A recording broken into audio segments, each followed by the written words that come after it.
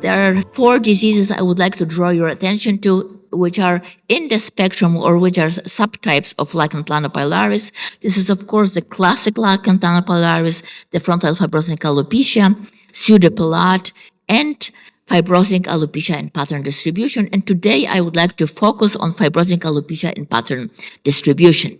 This is a disease in which, in trichoscopy, we will see not many features of androgenetic alopecia. There may be some hair shaft thickness heterogeneity. There are no vellus hairs.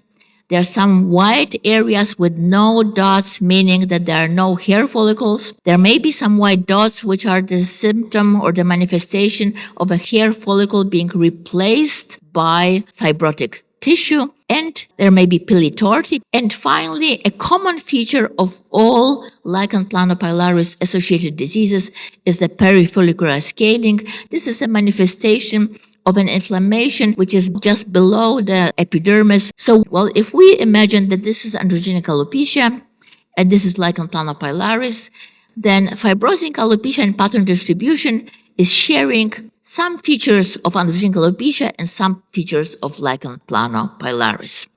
Very difficult to make the diagnosis in some cases, and looking at common features of fibrosing alopecia and pattern distribution and androgenetic alopecia, it may have some trichoscopy features of androgenetic alopecia, but definitely more similar to lichen planopilaris, but it is distributed or present in the so-called androgen-dependent areas, which may cause some diagnostic problems.